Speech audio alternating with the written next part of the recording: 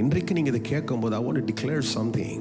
If you want to experience the supernatural power of God, you got to be in the place where that supernatural operates. எங்க அந்த இயற்கைக்கு அப்பாற்பட்டது அசைவாடுகிறதோ, எங்க செயல்படுமோ அங்க இருங்க. எலிசா தான் எதிர்பாராத ஒரு பெரிய போராட்டம் வரப்போகுது அப்படின்னு அறியாமலே, ஆனால் தேவன் இருக்கிற இடத்துல தோத்தான்ல அவன் இருந்து கொண்டே இருக்கிறான். He is with the divine encounter with God. கர்த்தரோடு கூட ஒரு கனெக்ஷன்ல இருந்துட்டே இருக்கிறான்.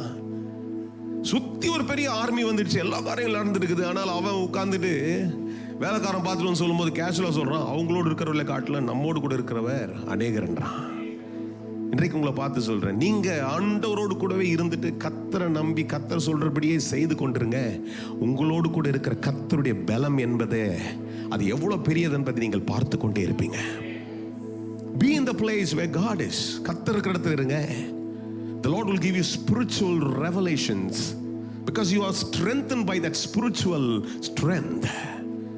Any encounter that you're facing, எந்த யுத்தத்தையுமே நீங்க எதனாலும் உங்க கையினாலோ இல்லை உங்களுடைய போராட்டத்தினால செய்யாம கர்த்தருடைய பலத்தை கொண்டு அந்த ஆவிக்குரிய யுத்தங்களை செய்து முடிக்கிறதுக்கு ஏதுவாய் மாறிடும். இந்த காலைல கர்த்தர் அதை சொல்றாரு, அதை பெற்றுக்கொள்ளுங்க. நீங்கள் ஜெயிக்கிறவர்களாகவே இருந்து கொண்டிருப்பீங்க.